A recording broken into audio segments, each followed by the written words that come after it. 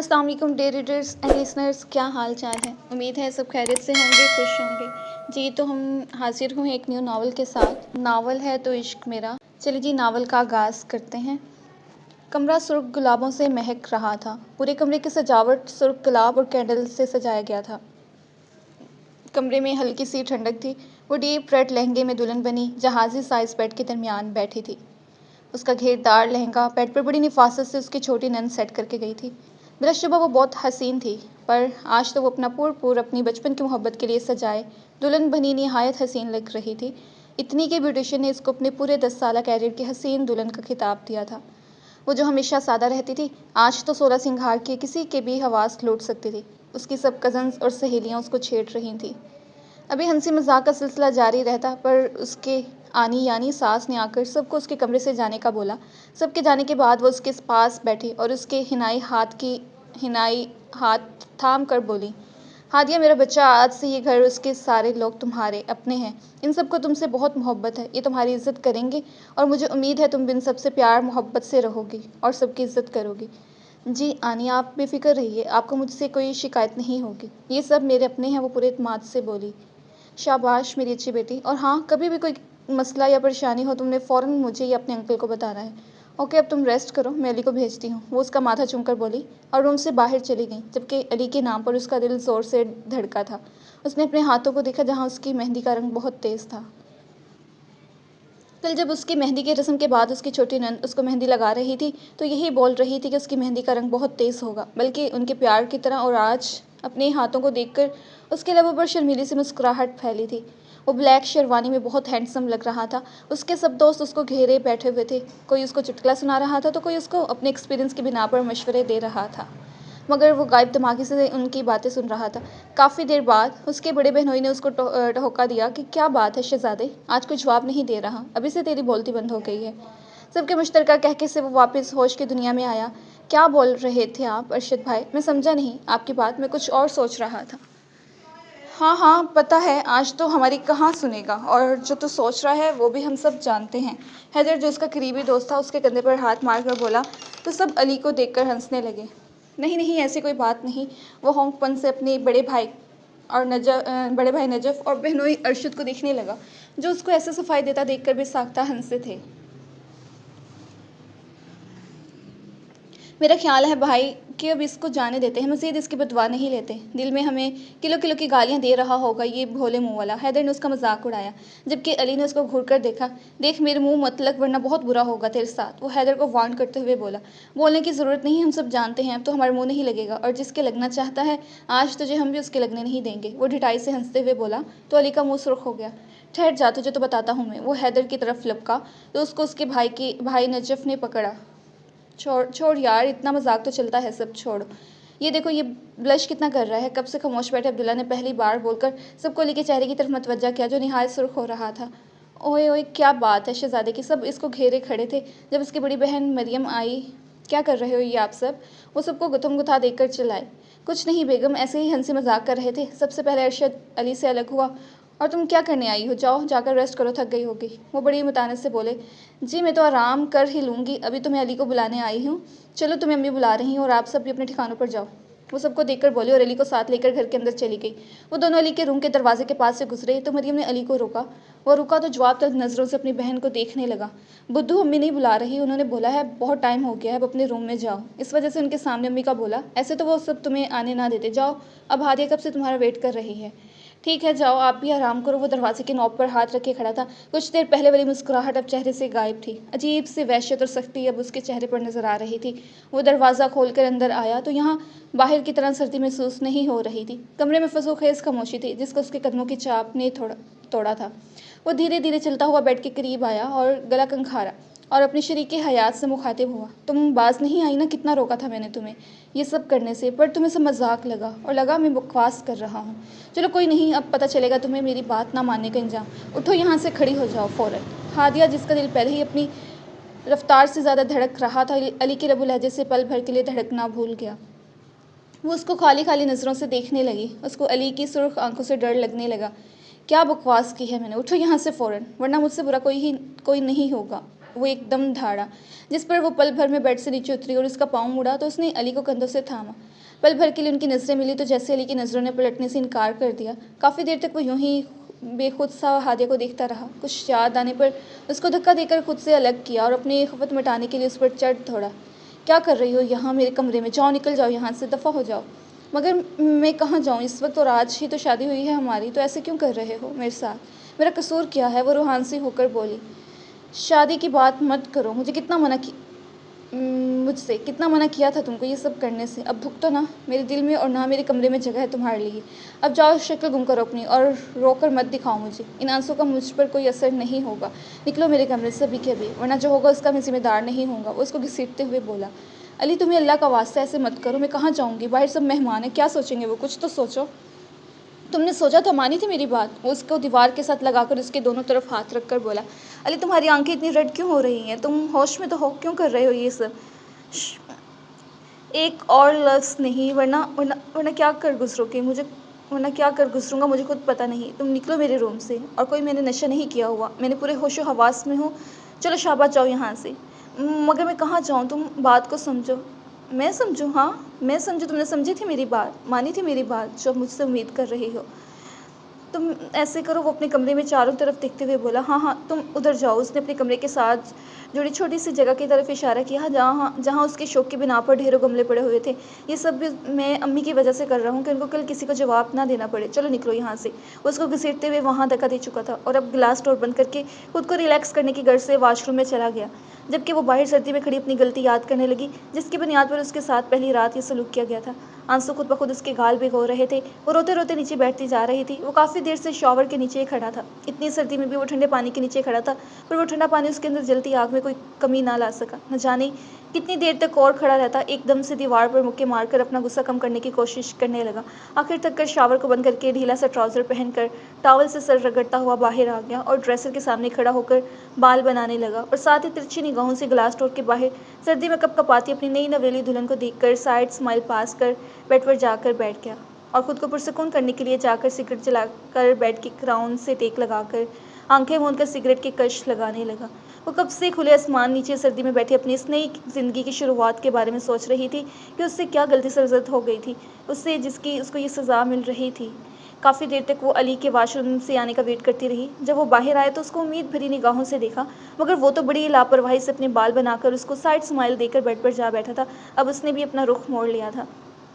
काफ़ी देर तक वो ऐसे ही सर्दी में बैठी रही। न जाने कब उसकी आंख लग गई। ठक ठक दरवाज़ा बजाने की आवाज़ पर वो उठा था। वो रात को बैठे हुए भी सो गया था। बार बार दरवाज़ा बजाया जा रहा था। वो जल्दी से उठा। कौन है? दरवाज़ा खोलो। अली, मैं हूँ मरियम। जी आप ही, 1 मिनट। वो जल्दी से उठा और अपने इर्द गिर्द निगाह डाली। कहाँ गई अभी? वो खुद से बोला और जब उसकी निगाह गिलास डोर की तरफ गई तो उसको वहाँ नजर आ गई। वो जल्दी से बाहर गया, जहाँ वो क्यारी के साथ बाजू फैलाए उस पर अपना सर रखे सो रही थी। ओ हेलो हादी, उठो हादिया, उठो भी। उसको टस से मस ना होते देख कर टेबल पर पड़ा पानी का जग उठाया, उस पर अंडेला, जिससे वो हड़बड़ा कर उठी थी। क्या था ये? वो अली पर चीखती। ऐसे कौन करता है अपनी बीवी के साथ? मैं करता हूँ। और ये क्या तुम नशा करके सोई थी जो उठ नहीं रही थी? अब जल्दी करो, कमरे में चलो, आप ही आई हुई हैं। वो जल्दी जल्दी बोलकर कमरे में आ गया, जबकि वो खुद बमुश्किल कमरे में आई। कि सारी रात सर्दी में बैठने की वजह से उसकी टांगें अकड़ गई थी। बाकी की कसर उस पर अली ने पानी डालकर पूरी कर दी थी। वो जल्दी से ड्रेसिंग रूम में चली गई ताकि कपड़े तब्दील कर सके और किसी को कोई बात पता न चले। उसको ड्रेसिंग में जाता देखकर अली ने दरवाज़ा खोल दिया। क्या हो गया अली, दरवाज़ा खोलने में इतनी देर? क्या दूसरे कमरे से होकर खोलना था? आप भी ना, आज उसका दिल नहीं कर रहा होगा कमरे से बाहर आने को, और आप भी ना इतनी जल्दी आ गई बेचारे को उठाने। अभी तो इसकी नींद ही नहीं पूरी हुई होगी। क्यों शहज़ादे? अब्दुल्ला मरियम के साथ उसके कमरे में आते ही शुरू हो गया। मरियम तो बस हंसती रही, जबकि अली उसको घूरने लगा। बकवास मत करो वरना हशर कर दूंगा तेरा। अच्छा अच्छा, फिर मत शुरू हो जाओ। तुम जाओ अब्दुल्ला, ये मुझे दे दो। मरियम ने उससे अली और हादिया के कपड़े लेकर उसे भेजा और अली की तरफ पलटी उसको छोड़कर। हादिया कहाँ है? वो ड्रेसिंग रूम में है आप ही। आप बैठो, मैं आता हूँ। रुको, तुम कहाँ जा रहे हो? सब्र करो। हादिया बाहर आई थी तो उसने मरियम को बैठा देखा। अस्सलाम वालेकुम आप ही। वो मरियम के पास आकर बोली। वालेकुम अस्सलाम आप ही की जान, कैसी हो? मैं ठीक हूँ, वो निहायत हल्की आवाज़ में बोली। अच्छा ऐसा करो, ये कपड़े पहनो और प्यारी से तैयार होकर आ जाओ। सब तुम्हारे और अली का वेट कर रहे हैं नाश्ते पर। जी आप ही, आप चलो मैं आती हूँ। इस गधे को साथ लाना, वरना ये तो लंच तक नहीं आएगा। जी आप ही, आप बेफिक्र होकर जाओ, मैं इनको साथ ले आऊँगी। मरियम मुस्कुराकर हादिया को गले लगाकर चली गई। मरियम के जाने के बाद अली ने हादिया का रुख अपनी तरफ मोड़ लिया। क्या समझती हो खुद को तुम? अब तुम मुझे बताओगे कब और कहाँ जाना है? लगता है रात का वाक़या भूल गया। वो उसके सामने तन के खड़ा हो गया और एक आबरू चुकाकर उसको देखने लगा। अली, मुझे तुम्हारा ये रवैया समझ नहीं आ रहा, तुम ऐसा क्यों कर रहे हो? और अभी वो कुछ बोलती ही सिद्रा ने उनके कमरे में एंट्री की और ज़ोर-ज़ोर से बोली, ओह सॉरी सॉरी, मैंने कुछ नहीं देखा। भाई जल्दी आ जाओ, आपको बाबा और मामा बुला रहे हैं, जल्दी करें, बहुत भूख लग रही है सबको। अच्छा तुम चलो, हम आते हैं। अली ने उसको रवाना करना चाहा। नहीं, मैं यहीं हूँ, आपको साथ लेकर ही जाऊँगी। अच्छा चलो। वो दोनों जल्दी से तैयार होकर नाश्ते के लिए चले गए, जहाँ सब उनका वेट कर रहे थे। नहायत खुशगवार माहौल में नाश्ता करने के बाद वो अपनी नंद मरियम और सिद्रा के साथ घर से निकले। पहले उन लोगों ने हादिया के घर जाना था, फिर बुटीक से हादिया का ड्रेस लेकर उन लोगों ने पार्लर जाना था, फिर वहाँ से तैयार होकर सीधा हाल आना था। वो गोल्डन कलर की फ़्रॉक में बिल्कुल गुड़िया लग रही थी। ब्लैक थ्री पीस में अली भी निहायत शानदार लग रहा था। जब उसकी नज़र हादिया पर पड़ी तो उसके हवास जाते रहे। साथ में खड़े उसके भाई और दोस्त होटिंग करने लगे तो उस सर पर हाथ फेरने लगा। हादिया को सिद्रा और उसकी कज़न ने स्टेज पर बिठाया था, जबकि उसकी सास जमीला शाह उसके पास आई थी। उसके सर पर प्यार करने लगी तो उसको गर्म माथा महसूस करके ठटकी। उसका चेहरा ऊपर किया था। हादिया की आंखें सुर्ख हो रही थीं। क्या हुआ तुम्हें हादिया? इतना तेज़ बुखार हो रहा है, तुम्हें बताया क्यों नहीं? वो निहायत फ़िक्रमंदी से बोली। कुछ नहीं, मामूली सा बुखार है, शादी की थकावट की वजह से। आप बेफिक्र रहें। आनी वो मुस्कुराकर बोली। आप जाएं, मेहमानों को देखें, मैं ठीक हूँ। अच्छा ठीक है, तुम आराम से बैठो, मैं अली को भेजती हूँ, और कोई मेडिसिन भी। वो उसके हाथ थपथपाकर चली गई। कुछ देर के बाद अली पानी और मेडिसिन लेकर आया और हादिया को घूर कर देखा और बोला, क्या हो गया? वैसे तो बड़ी फूलन देवी बनती हो, और अब क्या हो गया जो इतने नखरे कर रही हो? लो खाओ ये और मेरी जान बख्शी करो। पता नहीं और क्या क्या सुनना पड़ेगा, वो बोल रहा था और हादिया भीगी आंखों से उसको देख रही थी। वो गोलियां लेकर खा गई और एक ही सांस में पानी पीकर अपनी आंखें साफ करने लगी। कुछ देर में उसके घर वाले और बाकी रिश्तेदार भी आ गए। सब बहुत खुश थे। वो सबसे जबरन मुस्कुराकर मिल रही थी ताकि किसी को कोई बात करने का मौका ना मिले। अब उसका सिर बुरी तरह चकरा रहा था। कुछ देर बाद सब अपने घरों में चले गए तो ये हादिया के घर वाले भी हादिया और अली को अपने साथ ले जाने का बोल रहे थे। जब हादिया खड़ी हुई तो एकदम से चकरा के गिर गई। हादिया, क्या हो गया? अरे अरे देखो, ये तो बेहोश हो गई। उसके चकरा के गिरते सब उसके गिर जमा हो गए और जनाब अली साहब दांत पीसने लगे। चलो जी, अब इस ड्रामा क्वीन का ये ड्रामा रहता था। वो आहिस्ता सा बोला, पर साथ खड़े नजफ़ ने सुन लिया। शर्म कर कुछ, कल वो तेरी ज़िंदगी में शामिल हुई है और आज उसकी ये हालत है। तुझे ज़रा तरस नहीं आता उस पर? हद है वैसे, मैं तो कहता हूँ तफ है तुझ पर। जा, चला जा यहाँ से। नजफ़ ने उसे अच्छी तरह सुनाई। वो गुस्से में खड़ा सुनता रहा। ये तुम दोनों इधर क्या कर रहे हो? बातें बाद में करना, पहले इसको उठाओ और घर ले चलो। और तुम नजफ़, डॉक्टर को फ़ोन करके जल्दी घर आने का बोलो। जमीला शाह ने अपने दोनों बेटों को बोला।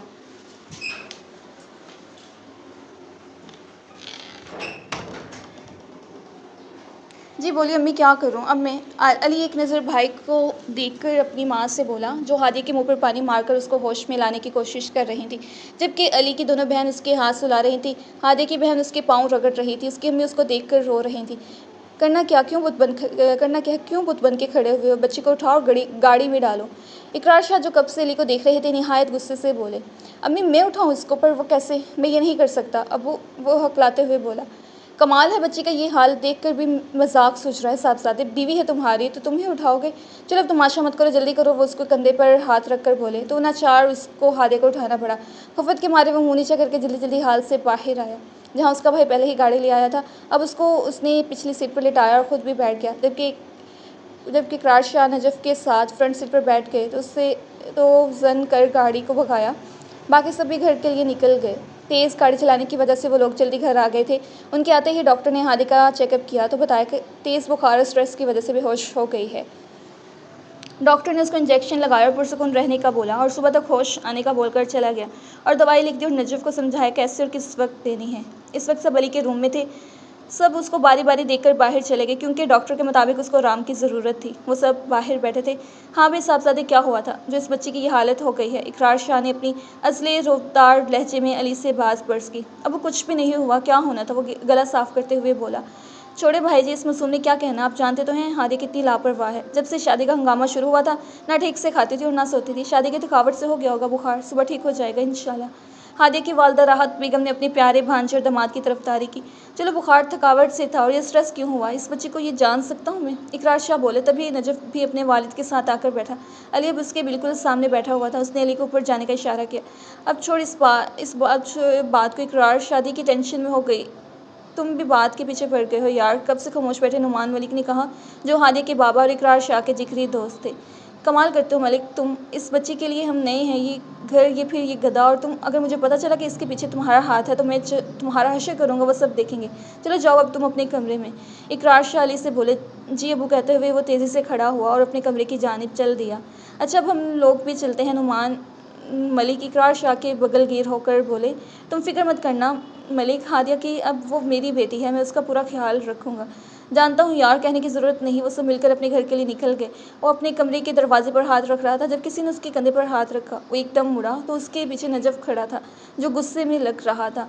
क्या बात है भाई, क्या हुआ है ये? तो तुम मुझे बताओ क्या हुआ है जो हादिया का ये हाल हो गया?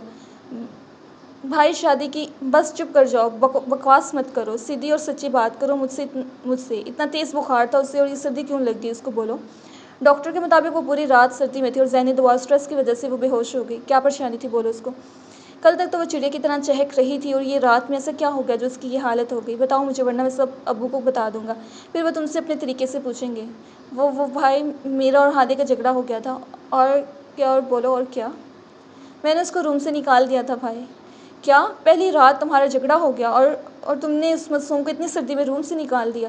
इंसानियत भी बाकी है तुम्हें कि नहीं? ज़रा एहसास नहीं है तुम्हें? तुम इंसान हो भी कि नहीं? कौन करता है ऐसा, बताओ मुझे। और क्या गलती थी उस बेचारी की, बताओ। वो धाड़ा बेचारी नहीं है भाई वो। मैंने मना किया था उसको कि ये शादी ना होने दे, रोकते ये सब, पर उसने मेरी बात नहीं मानी। अब भुगते ये सब। क्या क्या पागल हो गए हो क्या तुम जो ऐसी बातें कर रहे हो? दिमाग ठिकाने है तुम्हारा? नजफ़ ने उसकी बात काट कर बोला। जी भाई सही बोल रहा हूँ, मैं शादी नहीं करना चाहता था, मैं किसी और को पसंद करता हूँ और उसी से शादी करना चाहता हूँ। अली ने गोया धमाका किया था जिसकी जद में नजफ़ और कमरे में अभी अभी होश में आई हादिया आए थे। अली क्या बकवास है ये, दिमाग ख़राब हो गया तुम्हारा? होश में तो हो तुम, पता है क्या बोल रहे हो? नजफ़ ने अली का गिरीबान पकड़कर उसको झंझोड़ा। वो लड़की जो कल तुम्हारी ज़िंदगी में शामिल हुई है उसका तुमको ज़रा एहसास नहीं। अगर तुम किसी और को पसंद करते थे तो उसको क्यों शामिल किया अपनी ज़िंदगी में? क्यों उससे शादी से पहले क्यों नहीं रोका ये सब? रोका था भाई, बहुत कोशिश की, अम्मी को भी बोला और आपकी हादिया को भी कि मैं ये शादी नहीं करना चाहता, पर सबको मजाक लगा, बकवास समझा सबने मेरी बातों को। किसी ने ध्यान नहीं दिया मेरी बातों को। वो दरिश्तगी से बोला था। जो भी हो अली, तुम्हें मुझसे या अब्बू से बात करनी चाहिए थी। अम्मी को तो तुम्हारी आदत की वजह से यकीन नहीं आया होगा। ये जो तुम बात बात पर मजाक करते हो और जो तुम्हारा और हादिया का साथ है उसको देखकर कोई कह नहीं सकता था कि तुम और हादिया, मतलब तुम दोनों की अटैचमेंट देखकर तो तुम्हारी शादी तय की थी ना भाई। वो मेरी दोस्त है अच्छी, और बस अब तो उसने ये शादी करके ये दोस्ती भी ख़त्म कर दी है। अली ने अपने भाई को जवाब दिया। मैं कुछ समझ नहीं पा रहा अली, जो भी हो, तुमको कल वो सब नहीं करना चाहिए था। सब में हादिया का क्या कसूर है? भाई मैं उसको शादी से बहुत रोका था पर उसने मेरी कोई बात नहीं मानी। मैं गुस्से में था, वरना आप जानते हो मैं उसको तकलीफ़ देने का सोच भी नहीं सकता। वो मेरी सबसे अच्छी दोस्त थी, उसने सब ख़त्म कर दिया। धड़ाम से कुछ गिरने की आवाज़ पर वो दोनों चौंके और जल्दी से कमरे में आए जहाँ हादिया गिरी हुई थी। लगता है इसने सब सुन लिया है। तुम भी ना अली, हद करते हो। उठाओ उसको और अभी अपना मुंह बंद रखना, किसी से कोई बात करने की ज़रूरत नहीं है। उसने हादिया को बेड पर लिटाया तो उस पर बेतहाशा तरस भी आया। एक ही रात में उसके चेहरे पर वीरानी थी। उसका गुलाब सा चेहरा मुरझा गया था। उसको बेड पर लिटा दिया जबकि नजफ़ अपने कमरे में चला गया और अली को हादिया का ख्याल रखने की ताकीद करना नहीं भूला। अली ने उसके जाने के बाद हादिया के ऊपर कंफर्टर ठीक किया और खुद सिगरेट जलाकर कुर्सी पर बैठा माजी में खो गया। ये घर है इकरार शाह का, जहाँ उनकी बेगम जमीला शाह और उनके 3 बेटे 3 बेटियाँ और उनकी बड़ी बहू शहीला हंसी खुशी रहते हैं। अब ज़रा तारुफ इकरार शाह फैमिली का। नजफ़ शाह सबसे बड़ा बेटा है और डॉक्टर है। उसकी शादी शहीला से उनकी पसंद से हुई है और उनके 2 बच्चे हैं। एक बेटा अयान जो 2 साल का है और एक बेटी जो 5 साल की है और घर भर की लाडली है। उसके बाद उनकी बेटी सायरा है जो दिमागी तौर पर कमज़ोर है और उसके बाद उनकी बेटी मरियम जिसकी शादी अरशद शाह से हुई है जो उनकी फूफो का बेटा है। और उनके भी 2 बच्चे हैं। एक बेटा फैसल जो निहायत शरीर है और सबकी आंख का तारा है, उसकी उम्र 7 साल है, और उससे छोटी मरियम की बेटी हया जो भी सिर्फ 9 माह की है। मरियम के बाद फ़वाद और अली हैं जो जुड़वा हैं। फ़वाद भी सायरा की तरह ज़हनी तौर पर मज़ूर है। सबसे छोटी सिदरा है। ये घराना है मलिक नुमान का, जहाँ राहत मलिक और उनके 4 बच्चे 2 बेटे और 2 बेटियाँ उनकी घर की रौनक बढ़ाते हैं। सबसे पहले यासिर मलिक है जो अपने बाबा के साथ उनका कारोबार देखता है, और फिर है चुलबुली और हंसते मुस्कुराते ज़िंदा दिल हादिया जो ना सिर्फ मलिक हाउस बल्कि शाह हाउस की भी रौनक है। दोनों घरों के मकीनों को उसके बिना गुजारा मुमकिन नहीं है। हादिया के बाद नंबर आता है आशिर मलिक का, उसके बाद है नूर जो अपनी बहन हादिया से बहुत मुख्तलिफ है, खामोश और सादा सी। ये एक कॉलेज की कैंटीन का मंजर है जहाँ वो चारों अपने ग्रुप के लीडर के पैसों पर ऐश करते हुए समोसे और कोक से इंसाफ कर रहे हैं। मेरे लिए क्या ऑर्डर क्या ऑर्डर किया तुमने? अली कोई कॉल सुनने गया था, काफ़ी देर बाद आया तो उनके साथ बैठते हुए बोला, तेरे लिए भी कुछ ऑर्डर करना था, बताया नहीं तूने? हैदर कोका सिप लेकर बोला, नहीं ये सब तेरे ठोंसने के लिए था, पैसे भी मेरे और पूछा भी मुझसे ही नहीं जा रहा। हद है, तुम जैसे दोस्त हो तो दुश्मन की क्या ज़रूरत, बेगैरत हो तुम। चल दे अब्दुल्ला, मुझे भी थोड़ी कोक। उसने अब्दुल्ला से कोक लेने के लिए हाथ बढ़ाया, जो अब्दुल्ला ने फ़ौरन पीछे किया और बोला, जब हम हैं ही बेगैरत तो जा किसी गैरतमंद के पास, वो तुझे दे देगा। उसने फ़ौरन बदला चुकाया था, जबकि अली उसको देखकर दांत पीसने लगा। बड़े कोई तुम बेवफा हो। उनको छोड़ो अली, ये तुम मेरी कोक और समोसा ले लो। हादिया ने उनको उलझते देखा तो बोली, तुम एक पल चुप नहीं रह सकती, और अभी तो तुम भूख से मर रही थी और ख़ुद नहीं खा रही, उस कमीने को दे रही हो। हैदर हादिया पर नाराज़ होकर बोला, तुझे क्या तकलीफ़ है, तू चल रहा है और ये बोल कैसे रहा है तू? हादिया से, सॉरी बोल जल्दी से, वरना तेरा मुँह तोड़ दूँगा। अली और हैदर, अब दोनों एक लफ्ज़ मत बोलना, और कोई बात नहीं हैदर, दोस्त है हमारा, इतना तो हो जाता है, छोड़ो इस बात को। कोई नहीं, तुम सिर्फ मेरी दोस्त हो और किसी की भी नहीं हो, आई समझ, और कोई तुमसे ऐसे बात करे बर्दाश्त नहीं होता मुझसे। चलो उठो, हम चलते हैं यहाँ से, वो जज्बाती होकर बोला। इस वक्त वो निहायत गुस्से में था। अच्छा तुम जाओ नहीं, ये सॉरी करता है अभी हादिया से, अब्दुल्ला ने अली को गुस्से में देखकर बोला और हैदर को इशारा किया। सॉरी हादिया, मेरा ऐसा कोई इरादा नहीं था। जिस पर हादिया लब बाहम मिलाकर महज सर हिलाकर रह गई, जबकि अब अली पुरसुकून हो गया था। चलो अब सब ठीक है तो आओ बैठो, एंजॉय करते हैं। अली हादिया के साथ वाली चेयर पर बैठ गया और उसकी प्लेट से समोसे खाने लगा, साथ ही हादिया के हाथ से कोक लेकर पीने लगा। हैदर बहुत गौर से अली को देख रहा था और वो सोच रहा था, वाकई अली और हादिया सिर्फ दोस्त हैं। वो सब अपनी बातों में बिजी थे जब अब्दुल्ला ने किसी को सामने से आते देखा और अस्तगफिरुल्लाह पढ़ने लगा। उसका मुंह ऐसे कड़वा हो गया जैसे उसने समोसों की जगह कड़वी गोली चुबा ली हो। हाल में आ जाते हैं। उसकी आंख खुली तो खुद को बेड पर पाया, इर्द गिर्द निगाह दौड़ाई तो अली को कुर्सी पर बैठे हुए सोया देखकर खुद को मुलामत करने लगी। हिम्मत करके वो उठी तो उसकी चूड़ियों की आवाज़ से अली की आंख खुल गई। सुबह बखैर, कैसी हो, तबीयत कैसी है तुम्हारी? वो खुशगवार लहजे में बोला, मुस्कुराने लगा, जबकि हादिया उसको मशकूक निगाहों से देख रही थी।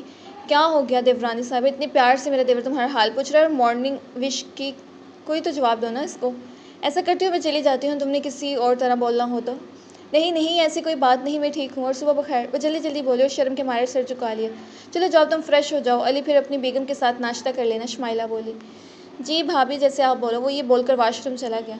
अब कैसी हो तुम बताओ? और बड़ी जालिम हो, सारी रात मेरे भोले देवर को कुर्सी पर सुलाए रखा और खुद मज़े से बेड पर अकेली सोती रही हो, शुमाइला उसको छेड़ते हुए बोली।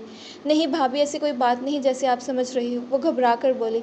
अरे अरे, इतना क्यों घबरा रही हो, मैं मजाक कर रही थी। अच्छा उठो, तुम तैयार होकर नीचे आ जाओ, सब वेट कर रहे हैं। शुमाइला के जाने के बाद वो उठी और अपने कपड़े निकालने के बाद अली के वाशरूम से आने का वेट करने लगी। थोड़ी देर बाद वो बाहर आया तो उसने सिर्फ जीन्स पहनी हुई थी और टॉवल से अपने बाल खुश्क कर रहा था, जबकि हादिया मुँह नीचे करके जल्दी से वाशरूम जाने लगी तो उसके सामने आ गया। क्या बोल रही थी तुम, भाभी को बोलो। उसने हादिया की कलाई की पकड़ कर पूछा। कुछ नहीं, वो बस मेरी तबीयत का पूछ रही थी, वो आंखें नीचे रख कर बोली। मैं पागल लगता हूँ तुमको जो ऐसे बोल रही हो? और नीचे कौन सा खजाना दफन है जो तलाश कर रही हो? जब मैं बात करूँ मेरी तरफ देखकर जवाब देना, ये पहली और आखिरी वार्निंग है, वरना तुम जानती हो मुझे। जाओ। अब वो उसको धक्का देकर बोला। वो अपने आंसू पीती हुई वाशरूम आ गई और अपने कपड़े स्टैंड पर खड़े करके अपनी कलाई को देखने लगी जो उसके ज़ोर से पकड़ने पर सुर्ख हो रही थी। आईने के सामने खड़े होकर अपने आंसू बेदर्दी से साफ़ किए और अली को नए से नाम से नवाजा। खड़ूस कहीं का, खड़ूस खड़ूस। वो फ्रेश होकर बाहर आई तो अली ड्रेसर के सामने खड़ा बाल बना रहा था। उसको आता देखा और अच्छी तरह खुद पर परफ्यूम का स्प्रे करके साइड पर हो गया। वो आहिस्ता आहिस्ता चलते हुए ड्रेसर तक आई और काजल आंखों में डाला और लाइट पिंक कलर की लिपस्टिक लगाई और दुपट्टा अच्छे से सेट करके वली को देखकर बोली, चले। वो उसको गौर से ऊपर से नीचे तक देखते हुए बोला, चलो जल्दी।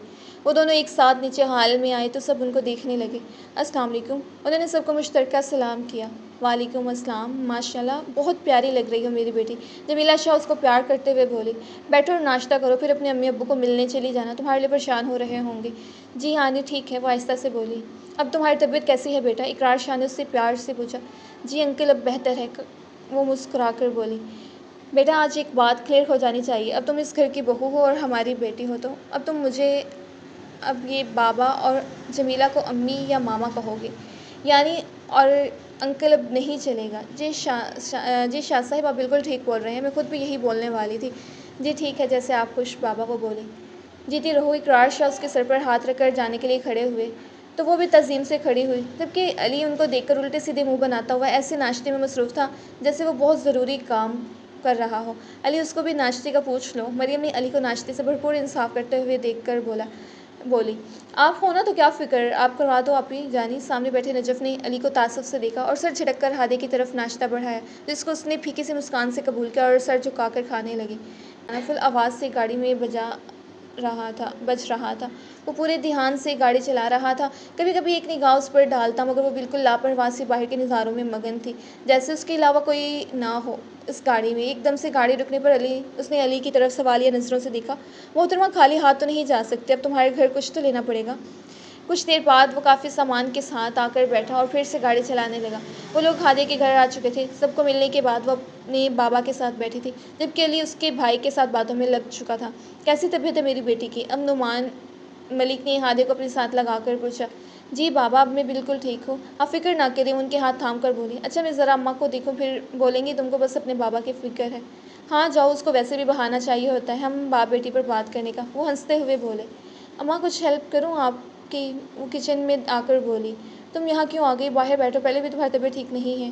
नहीं अम्मा, मैं बिल्कुल ठीक हूँ, वो तो बस शादी की थकावट थी। हादे तुम खुश हो ना अली के साथ? वो उसको देखते हुए बोली। उनके चेहरे पर फिक्र नुमाया थी। अम्मा, आप भी ना, पता नहीं क्या क्या सोचती हो। मैं बहुत खुश हूँ, उनको गले लगाकर बोली। अब जल्दी से खाना लगाएं, मुझे बहुत भूख लग रही है।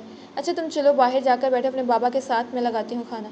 वो सब खाना खा रहे थे, साथ साथ हादे के भाई की बातों पर हंस रहे थे। खुशगवार माहौल में खाना खाने के बाद अब यंग पार्टी चाय एंजॉय कर रही थी, जबकि बड़े अलग बैठे थे। आप एक बात बताओ, हादे की छोटी बहन बोली। पूछो। आपको अली भाई ने क्या दिया मुँह दिखाई का गिफ्ट? उसने एकदम से अली को देखा, जो उसी की तरफ देख रहा था। छोटी बात गिफ्ट बताने की नहीं होती, वो खुद तक रखे जाएं तो ये अच्छा होता है। क्यों अली शाह? वो अली की तरफ देखते हुए बोली, जबकि अली उसको खामोशी से देखता रहा। सब ओ करते हुए तंग करने लगे तो वो तंजिया मुस्कुराकर उठी और अपने कमरे में चली गई। अब सारे अली को छेड़ रहे थे। कुछ देर बाद हादिया के बड़े भाई ही ने उसके कमरे में आराम के बहाने जाने का बोला तो थैंक्स बोलकर खड़ा हुआ और हादिया के कमरे में आ गया। दरवाजे को लॉक किया। अब उसके चेहरे पर सख्ती फिर से दिखाई दे रही थी। जो बाहर मुस्कुराहट थी वो न जाने कहाँ खो गई थी। वो वॉशरूम से बाहर आई तो अली को देखा, जो उसको खा जाने वाली नज़रों से देख रहा था। एक ही पल में वो हादे के पास गया और उसका बाजू पकड़ा और मोड़कर कमर से लगा गया और दूसरे हाथ से उसका मुंह पकड़ा और फंकारते हुए बोला, क्या बकवास की थी अभी बाहर तुमने? हाँ बोलो। बात करने की तमीज़ ख़त्म हो गई है तुम्हारी? जानती हो ना मुझे ऐसा रवैया और लहजा पसंद नहीं, और मैंने तुम्हें इस शादी से कितना रोका था। ये तुम्हारा अपना फ़ैसला था, तुमने खुद ये राह चुनी है। अब क्यों तेवर दिखा रही हो जैसे तुम पर बहुत जुल्म हुआ हो? इस सब का इंतखाब तुमने खुद किया है। मैंने तुम्हें इस शादी के इंजाम से पहले ही बाखबर किया था। अब क्यों रो रही हो? बोलो। छोड़ो मुझे, मैंने कुछ ऐसा नहीं कहा और मैं कोई रो नहीं रही। रुला तुमको ना दिया तो मेरा नाम हादिया नहीं। उसने अली को दूसरे हाथ से धक्का दिया और अपने मुंह से उसका हाथ हटाया। ये क्या? बार बार तुम मुझे कहते हो शादी से मना करती, तुम खुद नहीं रोक सकते थे? तुम्हें मेरा ही कंधा मिला था बंदूक चलाने के। तुम अबू को बोल देते ना तुम किसी और को पसंद करते हो और इससे शादी करना चाहते हो।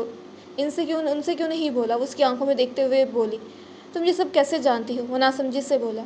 अब ज़्यादा ड्रामा मत करो अली शाह। कल जब तुम नजफ़ भाई से बात कर रहे थे मैंने सब सुन लिया था। यही तो तुम्हारी खूबी है, तुम सुन सब लेती हो फिर मानती नहीं हो। वो चिल्लाया। चलो मैं तो नहीं मानती, अपने घर वालों को बना लेते तो कि जहाँ तुम चाहते हो वहाँ तुम्हारी शादी कर दें। वो दूबदू बोली।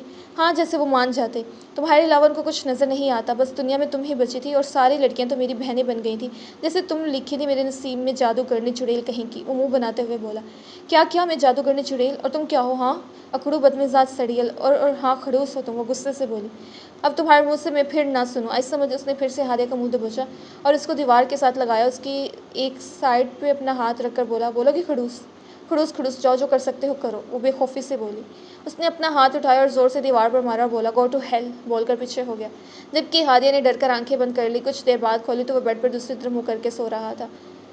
वो आया बड़ा मुझे डराने वाला खड़ूस अकड़ूस सड़ियल। उसके दिल में नवासी वो मुँह बनाती वो भी बेड के दूसरे किनारे सिमट कर सो गए। माजी वो निहायत दिलजमी से गाना गा रहा था। बाकी सब उसे बमुश्किल बर्दाश्त कर रहे थे। एक वही थी जो उसे मुकम्मल सपोर्ट कर रही थी। बस करो, इतना बुरा तो गा रहा है और तुम ऐसे खुश हो रही हो जैसे आतिफ असलम गा रहा हो। इतना पागलपन भी ठीक नहीं। हादिया को ताले बजाता देखकर सैरिश जलकर बोली। तुम क्या जानो सैरिश, मुझे तो उसकी हर अदा पसंद है। मुझे वो हर हाल में अच्छा लगता है। वो धीमा सा बोली। जानती हूँ तुम उसकी मजनू हो, पता है सब। बचपन से कोई नई बात करो जो मुझे ना पता हो। अब तो सब अजबर हो गया है। तुम उसको बेपनाह चाहती हो, वो तुम्हारा सब कुछ है, उसके बिना तुम कुछ भी नहीं हो, उसके बगैर तुम अधूरी हो, वो तुमको और तुम उसको मुकम्मल करती हो। वो बोली तो हादिया उससे देखते हुए हंसने लगी। हंसते हंसते उसकी आंखों में पानी आ गया। क्या हुआ, तुम क्यों रो रही हो, किसी ने कुछ कहा है तुमसे? अली ने उसको अपनी तरफ घुमाया और टिश्यू से उसकी आंखें साफ की और उससे बाज प्रेस करने लगा। तुम थी ना उसके पास, ज़रूर तुमने कुछ बोला होगा। वो सैरिश के सिरे हुआ। पागल हो तुम, मैंने क्या बोलना है उसको ऐसा जो ये रोने लगी? मैं दोस्त हूँ उसके, तुम जानते हो अच्छे से। सैरिश मनमनाई। कोई ज़रूरत नहीं उसको तुम्हारी दोस्ती की जो रुलाती है। मैं हूँ ना उसका दोस्त, जो काफ़ी है उसकी दोस्ती के लिए। बोलो हादिया, मैं ठीक बोल रहा हूँ ना? वो हादिया की तरफ पलटा जो मुंह खोले खड़ी थी बोलने के लिए, पर ये दोनों उसको बात करने का मौका नहीं दे रहे थे। हाँ हाँ, मैं तो दुश्मन हूँ ना इसकी, जो उसको रुलाती हूँ। एक तुम ही तो हो हमदर्द उसके। शट अप गाइस, चुप करो तुम दोनों। उसने हाथ उठाकर चलाया। वो दोनों उसको देखने लगे। तुम दोनों मेरे अच्छे दोस्त हो। और मैं बहुत हंस रही थी तो आंखों में पानी आ गया। तो बस इतनी सी बात है और तुम बात को कहाँ से कहाँ ले गए हो। ओके ठीक है, चलो अब इसके साथ नहीं बैठोगी। जहाँ मैं जाऊँगा तुम साथ जाओगी। वो उसका हाथ पकड़कर चल पड़ा। सैरिश ने तासुब से सर हिलाकर उठकर चली गई थी। अब वो अली के साथ दरिया के किनारे खड़ी थी। तुमने अच्छा नहीं किया वैसे अली, सैरिश के साथ। वो दोस्त है हमारी और यहाँ हमारे साथ इंजॉय करने आई है, और तुमने उसको नाराज़ कर दिया। वो लोग आउटिंग के लिए चनाब आए हुए थे, तो उसने जो किया वो ठीक था। अली मैं हंस रही थी, रो नहीं रही थी। हादिया ज़िद होकर बोली। जो भी हो, नमी तो थी ना तुम्हारी आंखों में, उसकी वजह से। वो उससे ज़्यादा की हकदार थी। तुमने उसको दोस्त बनाया हुआ था, इस वजह से मैं चुप कर गया, वरना अच्छे से बताता उसको। तुम भी ना अली। हादिया ने उसके हाथ अपने कंधों से हटाए तो अली उसको एक साइड से अपने साथ लगाया, तो उसने उसको फिर झटका तो अली ने एक बार फिर उसको अपने साथ लगाया, तो दोनों हंसने लगे। दूर बैठे किसी ने इन दोनों को बड़ी ही जलन से देखा। उसकी हसद भरी निगाहों ने पूरी आउटिंग के दौरान इन दोनों का पीछा किया था। उसने इन दोनों के दरमियान फूट डालने के लिए प्लान बनाया, जिससे वो बेखबर थे, और वो प्लान को सोचकर इसके चेहरे पर शैतानी मुस्कुराहट ने अहाता किया था। हादिया कहाँ हो तुम यार, कब से तुमको तलाश कर रहा हूँ मैं। वो एक कंधे पर बैग लटकाए धप से आकर सीढ़ियों पर बैठा। ये तो ये तो यही थी, तुम कहाँ गुम थे और क्यों तलाश कर रहे थे हादिया को? अब क्या ज़रूरी काम है तुम्हें इससे? सैरिश अली को देखकर बोली। मिस सैरिश, मुझे जो भी काम हो तुमको क्या है, और मैं क्यों ना तलाश करूँ अपनी दोस्त को? कोई तकलीफ़ है तो बताओ। ये हर वक्त बेवक्त तुम अपनी इस दोस्त को तलाश करते हो, कभी अपनी इस कज़न को भी देख लिया करो ना। मुझे तो तुम देखकर नज़रअंदाज कर देते हो। हर वक्त तुम्हें इसकी परवाह होती है, उसी की फ़िक्र में घुलते हो हमेशा, हर वक्त बस उसको ही देखना चाहते हो। यहाँ तक कि तुम अपने घर वालों की भी फ़िक्र नहीं। सदफ़ ने न जाने कब का गुस्सा आज निकाला था। ये तुम बात किस तरह कर रही हो? वो दोस्त है मेरी, तुम्हें दिखा नहीं? और घर वालों को क्या हुआ? जब मैं आया था बिल्कुल ठीक थे, सब फिट फाट थे। और ऐसा भी क्या हो गया जो तुम यूँ जली भुनी बैठी हो? और छोड़ अली, चलो हाल में चलते हैं, सर रज़ा ने सबको बुलाया है। हादिया ने खड़े होकर उसका हाथ पकड़ा और उसको चलने का बोला। नहीं रुको, तो मुझे बात करने दो इससे। ये सब जो बोला है उसने, मुझे उसका मतलब जानना है। वो सदफ़ की तरफ बढ़ा।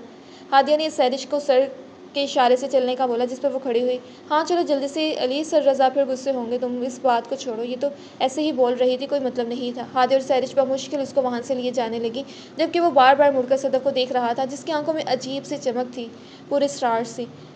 मेरे रंग में रंगने वाली परी हो या परियों की रानी, या हो मेरी प्रेम कहानी, मेरे सवालों का जवाब दे दो ना।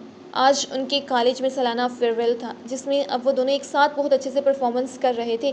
सब उनको देखकर तालियां बजाकर दाद दे रहे थे। एक सवाल सदफ़ के जो इस वक्त हसद, जलन और रकाबत की आग में बुरी तरह जल रही थी, उसका बस नहीं चल रहा था वो किसी तरह इन दोनों को अलग कर दे। रिजल्ट अनाउंस हुआ, जिसमें हर बार की तरह हादी और अली जीते थे। मुझे पता था हम ही जीतेंगे अली। सैरिश ने हादी को अली के साथ जाता देखा तो थम्स अप का इशारा किया। उनके जाने के बाद हैदर सैरिश के पास आया और बोला, सैरिश क्या ख्याल है, हम भी अली और हादी की तरह अपनी अलग से पार्टी करने चले? पार्टी और तुम्हारे साथ, और वो भी मैं नशे में हो क्या? और हादिया और अली की तो तुम बात मत करो। उनकी इतनी अच्छी बॉन्डिंग है कि किसी बदनज़र की बुरी नज़र उनका कुछ भी नहीं बिगाड़ सकती। वो सदफ़ को एक निगाह देखकर चली गई, जबकि सदफ़ पीछे से अनदेखी आग में जलने लगी। हाल शाम के वक्त सब बाहर चल जाने पर जमा थे। बड़े सब अलग बैठे थे और यंग पार्टी अलग। चलो भैया बताओ अली, तुम हनीमून पर कहाँ जा रहे हो? हैदर ने चाय का कप उठाते हुए सवाल किया, तो सबने अली और हादिया को देखा। हादिया का हाथ एक पल के लिए लरज़ किया, मगर वो एक पल में संभल गई, जबकि अली बड़ी गहरी निगाहों से हादिया को देखने लगा। अभी कुछ सोचा नहीं, इस बारे में सोचते हैं। अच्छा आपने बताया नहीं, अली भाई ने आपको मुँह दिखाई में क्या दिया था? नूर बोली। इस बात पर हादिया को फंदा लग गया और वो खांसती हुई अपने कमरे में चली गई। वो भागती हुई अपने रूम में गई थी। गरम गरम चाय हाथ पर गिरने से उसकी गिरने हाथ की पुष्प गिरने गरम गरम चाय हाथ पर गिरने से उसके हाथ की पुष्प बुरी तरह सुर्ख हो गई थी, और फंदा लगने की वजह से आंखों में पानी अलग था। 1 मिनट में आया। अली सबसे एक्सक्यूज़ करता हुआ हादिया के रूम में आया। रूम में आकर ठास से दरवाज़ा बंद किया और वो अपनी सोच में थी, एकदम से डर गई। अली एक जस्ट में उसके पास आया और उसका जला हुआ हाथ पकड़ा और उसको अपने मुकाबले खड़ा किया। अब क्या हो गया है, क्यों अपने घर वालों के सामने तमाशा कर रही हो? हाँ, जब पहले मैंने रोका था इस शादी से, जब तुम्हें मेरी बात समझ नहीं आई, अब किस बात का रोना डाला हुआ है? वो एक हाथ से उसका मुंह दबोच कर बोला, क्या किया है मैंने अली जो तुम मेरे साथ ऐसे कर रहे हो? अगर तुम्हें शादी नहीं करनी थी तो खुद मना कर देते, मुझे क्यों बार बार इल्ज़ाम दे रहे हो? वो हिम्मत करके बोली। शिश उसने अपनी शहादत की उंगली उसके लबों पर रखी। खामोश, ज़ुबान मत चलाना मेरे साथ, वरना वो हशर करूँगा, याद रखोगी। और क्या बोला है मैंने? मैं मना करता? बहुत खूब, जैसे पहले तो घर वाले मेरी बहुत मानते हैं, उनको तुम्हारे अलावा कोई नज़र नहीं आता। मैं भी नहीं, मेरी बात की उनके सामने कोई अहमियत नहीं रखती। उनको अपने बेटे से ज़्यादा तुम प्यारे हो। मुसल्लत कर दिया मेरे सर पर उन्होंने। और ये क्या, तुम नूर की मामूली सी बात पर ऐसे अंदर आ गई हो? उसको जवाब नहीं दे सकती थी? वो गराया। क्या जवाब देती मैं उसको, बताओ ज़रा। हादी ने अली को ज़ोर लगाकर अपने मुंह से उसका हाथ हटाया और बोली, क्या बताती उसको कि इस दी ग्रेट अली भाई ने इसकी बहन को पहली रात अपने कमरे से बेइज्जत करके निकाल दिया था और वो पूरी रात बाहर सर्दी में बैठी रही है, बेयार व मददगार, जैसे उसका कोई भी ना हो, वो बेआसरा हो। वो नम आंखों से बोली, बकवास मत करो, तुम बहुत फजूल बोलने लगी हो। वो उसके हाथ पर दबाव डालकर बोला, अली तुम अब मुझे हर्ट कर रहे हो, और जो तुमने मुझे हर्ट किया उसका अंदाज़ा है तुम्हें? कुछ मेरी बात नहीं मानी, मुझसे मेरी बेस्ट फ्रेंड को मुझसे अलग कर दिया, सब खराब कर दिया तुमने, सब बर्बाद कर दिया। वो हादे की बात काट कर बोला, अली मेरा हाथ छोड़ दें प्लीज़, दर्द कर रहा है। वो रूहान सी होकर बोली तो अली ने जल्दी से हादे का हाथ छोड़ा और एक निगाह इसको देखकर बाहर की जानिब चला गया। मासी, आनी क्या हाल है आपका, कैसी हैं आप? मेरी प्यारी सी आनी जान। वो राहत मलिक के गले लगकर बोला, मैं तो ठीक हूँ बच्चे, आज खैर तो है, बड़े लाड कर रहे हो अपनी आनी से। आज मैं कैसे याद आ गई हूँ, तुम्हें कोई काम था? नहीं आनी, ऐसी कोई बात नहीं, आप तो जान हो मेरी।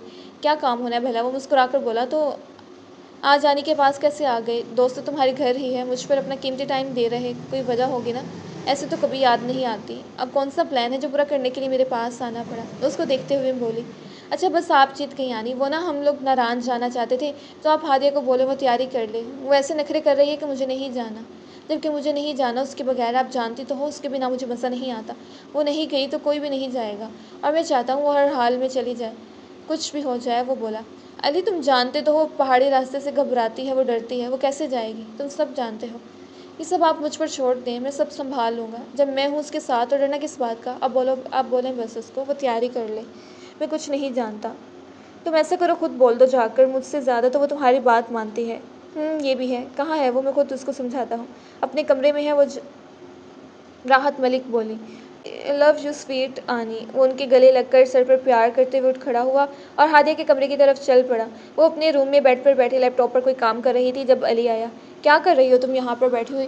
मैंने तुम्हें बोला था घर जाकर तैयारी करना, हमने आज रात को नारान के लिए निकलना है, और तुम ऐसे ही बैठी हुई हो अभी तक अपने फजूल काम लेकर। बंद करो इस मनहूस को। वो उसके सामने बैठते हुए बोला और उससे लैपटॉप लिया और तिरछा होकर लेट गया।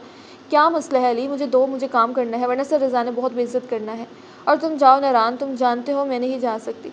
सर रज़ा को तो तुम मुझ पर छोड़ दो। और क्यों नहीं जाओगी तुम? अगर तुम नहीं जाओगे तो कोई भी नहीं जाएगा, जानती हो ना तुम।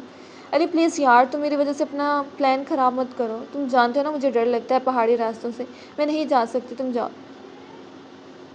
तुम सब लोगों का प्लान था, वो अली को देखकर बोली। हो गया तुम्हारा लेक्चर या कुछ बाकी है भी? पहली बात, तुम नहीं जाओगी तो कोई भी नहीं जाएगा, चाहे जितना भी जिसका पुराना भी प्लान हो। और ये क्या, तुम्हें पहाड़ी रास्ते से डर लगता है? मैं हूँ ना, तो क्या बात है डरने की? मेरे होते हुए तुमको डरने की ज़रूरत नहीं है। आई समझ, मैंने बोल दिया तो तुम जाओगी तो जाओगी तुम, बस बात ख़त्म। अब उठो तैयारी करो। वो हतमी लहजे में बोला। मगर अली, नो अगर मगर, चलो उठो शाबाश। वो उसको उठाते हुए बोला, जबकि हादिया ठंडी सांस भरकर रह गई। अली उसको तैयार होते देखकर भरपूर मुस्कुराया। हाल वो दोनों शाह हाउस वापस आ गए थे।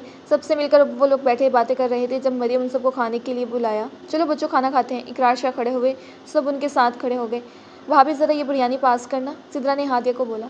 ये लो। उसने सिद्रा की तरफ हाथ बढ़ाया तो मरियम ने उसका हाथ देखा तो चीखी, ये क्या हुआ है तुम्हारे हाथ को? उसका हाथ पकड़कर बोली, कुछ नहीं, आप ही चाय गिर गई थी तो थोड़ा सा जल गया, फिक्र ना करें, खाना खाकर कुछ लगा लूँगी। ये थोड़ा सा जला है, ऐसे लगता है जैसे मसल दिया हो किसी ने। शुमाइला भी उठकर आई और इसका हाथ देखकर बोली, नजफ देखिए ज़रा आप आकर इसको। वो फिक्रमंदी से बोली। नजफ जो कब से अली को घूर रहा था, गुलामती निगाह से उसको देख उठा और हादे के पास आया और मरियम को खड़ा करके उसकी कुर्सी पर बैठकर हादे का हाथ देखने लगा। कुछ भी नहीं है नजफ भाई, आप लोग फजूल में फ़िक्र कर रहे हो, मामूली सा जला है। वो शर्मिंदा सी बोली। कुछ भी फ़िज़ूल मामूली नहीं होता और हम तुम्हारी फ़िक्र नहीं करेंगे तो और कौन करेगा?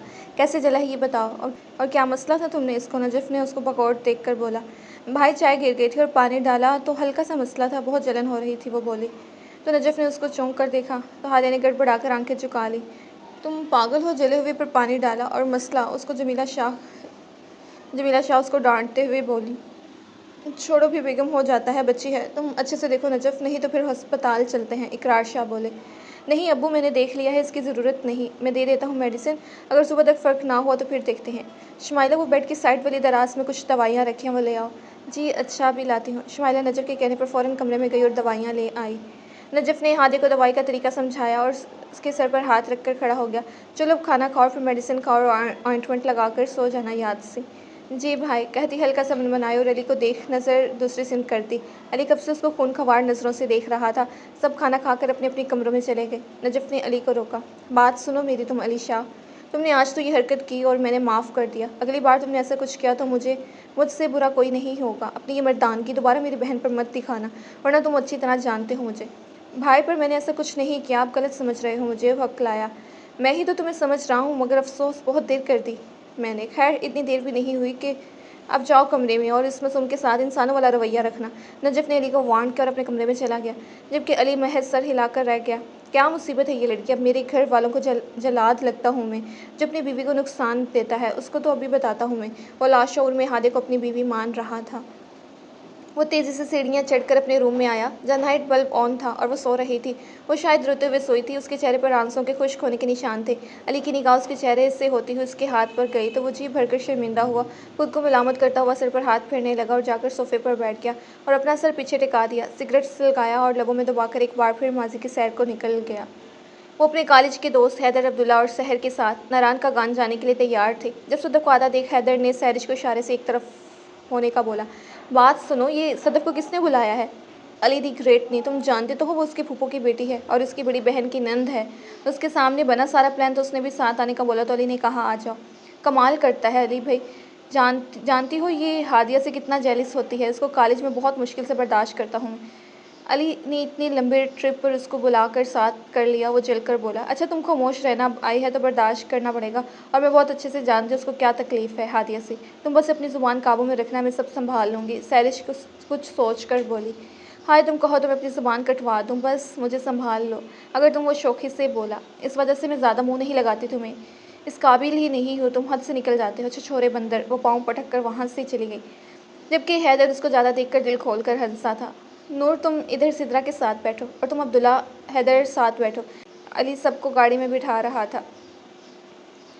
नहीं, मैं यहाँ सहरिश के साथ ठीक हूँ। वो तसल्ली से सीधा होकर बैठा तो सहरिश ने उसको कहाँ जाने वाली नज़रों से देखा, जो उसको देखकर एक आंख दबाकर बाहर देख रहा था। अच्छा अच्छा चलो सदफ, तुम अब्दुल्ला के साथ बैठ जाओ, मैं यहाँ तुम्हारे साथ बैठती हूँ। वो ये कहकर बैठने लगी तो उसने सीट पर हाथ रख दिया। नहीं, ये जगह हादिया की है, वो डरती है पहाड़ी सफ़र से, तो मैं उसके साथ ही बैठूँगा, मैं उस शर्त पर इसको लाया हूँ। तुम वहाँ चले जाओ, उसने अब्दुल्ला के साथ वाली जगह पर जाने का बोला। अगर वो इतना डरती है तो ना जाए, फिर जाना कोई ज़रूरी तो नहीं है ना। सिर्फ अपने अंदर की आग पर काबू, सदफ अपने अंदर की आग पर काबू रख कर बोली। अगर हादिया नहीं जाएगी तो कोई भी नहीं जाएगा, ये तो बात अटल है। और अगर किसी को इतराज़ है तो बेशक चला जाए। अली दोनों हाथ खड़े करके बोला। नहीं, एतराज़ की तो बात नहीं है, वो असल में मेरे कहने का मतलब ये था कि अभी मैं यहाँ बैठ जाती हूँ, जब पहाड़ी सिलसिला शुरू होगा वो तुम्हारे साथ आ जाएगी। नहीं, ऐसे नहीं हो सकता यार, मैं पूरे सफ़र में उसका साथ ही रहना चाहता हूँ। ये ना हो कि वो घबरा जाए, तुम समझने की कोशिश करो। इस तरह बार बार सीट तब्दील करना अच्छा नहीं लगता। अली उसको समझाते हुए बोला। हादिया को आता देखकर मुस्कुराया और उसकी तरफ हाथ बढ़ाकर उसको गाड़ी में चढ़ने की मदद की, जिसको सदफ ने जलती निगाहों से देखा। एक दिन आएगा मैं तुम्हें अली से इतनी दूर कर दूंगी, अली तुम्हारे साय से भी नफरत करेगा। हादिया मलिक, अली शाह सिर्फ मेरा है और जो मेरा है मैं उसको किसी भी कीमत पर हासिल कर लूँगी, ये वादा है मेरा अपने आप से। वो अपनी सोच पर मुस्काई। देखा तुमने कैसे जल गई और अब कैसे कमीनी सी हंसी हंस रही है ये चुड़ैल सदफ। हैदर ने सैरिश के कान में सरगोशी की। तुम बेहुदा इंसान, खामोश होकर रहो, बड़ा पता है तुम्हें कमीनी हंसी का। अब अगर तुम बोले तो मैं तुम्हारा गला दबा दूंगी और इस सदफ को तो मैं देख लूँगी। वैसे गला दबाने के अलावा एक और काम भी हो सकता है गले का, अगर तुम चाहो तो वो देख से बोला। हैदर अब अगर तुमने कोई बकवास की तो मैं तुम्हें गाड़ी से बाहर फेंक दूंगी, फिर तुम रहना यहाँ अकेले। वो उसको आंखें दिखाकर बोली। उसको गुस्सा होता देखकर हैदर ने अपनी उंगली अपने होंठों पर रख ली, जबकि सैरिश ने उसको खामोश होता देखकर सूखा सांस लिया और फ़ोन को हैंड फ्री लगाकर खुद फ़ोन पर लग गई। अगली सीट पर सिद्रा और नूर मैगजीन में बिजी थी और उनके साथ वाली सीट पर अब्दुल्ला सर सिर से लगाए सोने की तैयारी में था। उसके साथ बड़ी सदफ अगली सीट पर बैठे अली और हादिया को किसी बात पर हंसता देखकर बदमज़ा हुई थी, जबकि अली और हादिया सबसे बेपरवाह अपनी बात पर हंस रहे थे। अली ने मजबूती से हादिया का हाथ थामा हुआ था, उसके लबों पर जानदार मुस्कुराहट थी। ये रात का तीसरा पहर था जब उसकी आंख खुली। उसकी निगाह सामने सोफे पर गई, जहां अली तिरछा होकर सो रहा था।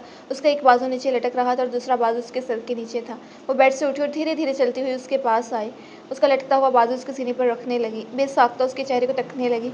सोया हुआ वो बहुत मासूम लग रहा था। कुछ दिनों से उसके चेहरे पर छाए गुस्से का इस वक्त नामो निशान नहीं था। तुम अली ऐसे तो कभी नहीं थे। पहले तो तुम्हें मेरी कितनी फ़िक्र होती थी।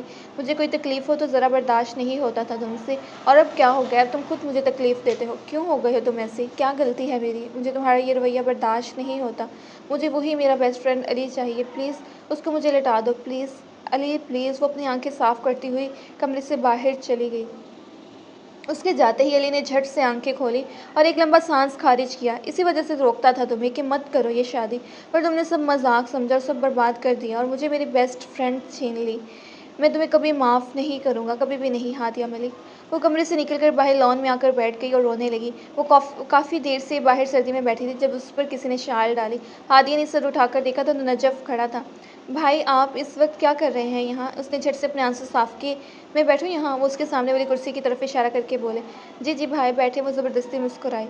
ये तो मैं भी तुमसे पूछ सकता हूँ, तुम इस वक्त यहाँ क्या कर रही हो, जब कल तुम्हारी कितनी तबीयत ख़राब थी? सर्दी में एहतियात करनी चाहिए थी तुम्हें। वो उसके सामने कुर्सी पर बैठकर बोला। भाई वो आज टाइम से पहले सो गई थी तो बांग खुल गई और रूम में दम घुट रहा था तो ताज़ा हवा के लिए बाहर आ गई। सही। और अली वो कहाँ है? उसको साथ होना चाहिए था तुम्हारे। और अब हाथ कैसा है तुम्हारा? उसके हाथ का पूछ रहा था। भाई वो काफ़ी देर से सोए थे, मैंने उनको उठाना मुनासिब नहीं समझा और अब काफ़ी फ़र्क है हाथ को देख। वो धीरे से बोली और इधर उधर देखने लगी। पता है क्या, ये आदत मशरक़ की लड़कियों की बहुत अच्छी है कि वो शादी के बाद अपने मसाइल किसी को नहीं बताती। ससुराल का मामला ससुराल में रखती हैं और उसको हल करने की कोशिश अपने दम पर करती हैं। मगर कुछ मामले ऐसे होते हैं जिनका इल्म उनके माँ बाप, भाई बहन या किसी दोस्त को होना चाहिए, ताकि वो उनको कोई अच्छा सा मशवरा या उनको सपोर्ट कर सके। नजफ़ ने उसको देखते हुए बोला। मैं समझी नहीं भाई आपकी बात। वो बोली और अपने माथे पर हाथ फेरने लगी। हादिया तुम कभी भी मेरे लिए सायरा, मरियम और सिद्रा से अलग या कम नहीं थी, ना हो और ना कभी हो सकती हो। मैं तुम्हारे हर फैसले में तुम्हारे साथ हूँ। तुमको मुझसे कुछ छुपाने की ज़रूरत नहीं। मैं सब कुछ जानता हूँ जो अली ने तुम्हारे साथ किया पहले दिन, और मैं ये भी जानता हूँ वो बकवास कर रहा है, वो किसी को पसंद नहीं करता। उसकी ज़िंदगी में ना कोई लड़की थी ना है। वो पूरे एतमाद से बोला। मगर भाई उन्होंने खुद बोला था किसी को, मैंने मैंने सुना था वो मैं ही था उसके साथ। तुमने शायद पूरी बात नहीं सुनी। उसको बस इस शादी पर एतराज़ था जिसकी वजह से वो ये बोल गया, जबकि ये बोलते उसकी आंखें उसके झूठा होने का चीख चीख कर ऐलान कर रही थी। जो भी बात है मैं पता लगा लूँगा, तुम फिक्र मत करो। बस एक बात याद रखो, अपनी जगह कभी भी किसी के लिए मत छोड़ना और अपना हक़ लेना सीखो। अपना हक़ मांगने में कोई शर्म की बात नहीं, और अगर हक़ मांगने से ना मिले तो अपना हक़ छीनना सीखो। तुम्हारा ये भाई हर कदम पर तुम्हारे साथ है। उठो अब अंदर जाओ, बहुत सर्दी है। वो उसके सर पर हाथ रख कर बोला और अपने रूम में अंदर जाने लगा, जबकि हादिया जी भाई बोलकर महज सर हिलाकर उठ खड़ी हुई और इसके साथ अंदर अपने रूम में जाने लगी। वो दोनों इस बात से बेखबर थे उन दोनों की बातें किसी और ने भी बड़े गौर से सुनी है। ये सुबह का खूबसूरत मंजर था। हर तरफ हरियाली और बुलंद बाला पहाड़ थे। वो लोग अभी अभी अपने होटल पहुंचे थे। गाड़ी रुकते ही सबसे पहले निकलने वाला अब्दुल्ला था, उसके बाद नूर और सिद्रा। अब हैदर उतर रहा था तो उसने सोती हुई सैरिश की नाक पकड़कर ज़ोर से दबाई। और सोती हुई दुनिया उठ उठ जाओ, जिस पर वो हड़बड़ाकर उठी। उठते ही हैदर को शुरू हो गई। क्या मसला है तुम्हारा? हैदर के बच्चे तमीज़ से नहीं उठा सकते थे? उठा सकता था, और भी बहुत तरीके हैं, पर उसके लिए कुछ कागज़ों पर हम दोनों को साइन करने होंगे। हैदर के बच्चे तो ये मैं तुम पर छोड़ता जितने तुम चाहो, मुस्कुराते हुए बोला। इडियट, हटो यहाँ से, जाने तुमसे बात करना ही बेकार है। तुम्हारा दिमाग ख़राब हो गया है। कब से देख रही हूँ ऊँची हरकतें और बकवास बातें कर रहे हो। वो गुनगुनाई और हैदर को एक तरफ करके नीचे उतरने लगी। क्या बकवास और ऊँची हरकत की मैंने? अब ये क्या बात हुई? बंदा दिल की बात भी ना करे, कमाल है ये लड़की भी। खुद से बोलकर हैदर कंधे झुकाकर रह गया और गाड़ी से उतर गया। अली ने आहिस्ता से हादिया को आवाज़ दी। उसकी अपनी आंख सैरिश और हैदर की बातों से खुली थी। हादिया उठो भी यार, हम पहुंच गए। उसने कसमसाकर आंखें खोली और एक हाथ से अपने चेहरे को साफ करने लगी। दूसरा हाथ उसका अभी भी अली के मजबूत हाथ में था। वो उसको देखकर मुस्कुराई और सुबह बखैर बोली। हाँ सुबह बखैर। ज़रा नीचे उतर कर देखो कितनी खूबसूरत सुबह है, ज़िंदगी से भरपूर निहायत। वो उसके कान के पास बोला। चलो आओ। वो खड़ा हुआ और पहले खुद नीचे उतरा और फिर हादे का हाथ पकड़कर उसको नीचे उतरने में मदद दी। हादे के पीछे खड़ी सदफ ने उन दोनों का ऐसा ऐसे देखा और गुस्से से अपनी मुठियाँ भींच ली। वो लोग हंसी मजाक करते हुए आगे पीछे होटल में आ गए, जहाँ उनके रूम पहले ही बुक थे। चलो अभी लड़कियों, तुम अपने रूम में जाओ और हम अपने रूम में जा रहे हैं, और ठीक 20 मिनट बाद नाश्ते पर मिलते हैं, और पूरे 20 मिनट के बाद खबरदार किसी ने देर की तो उसको नाश्ता नहीं मिलेगा। अली ने हादे के हाथ चाबियां दी और उन सबसे बोला।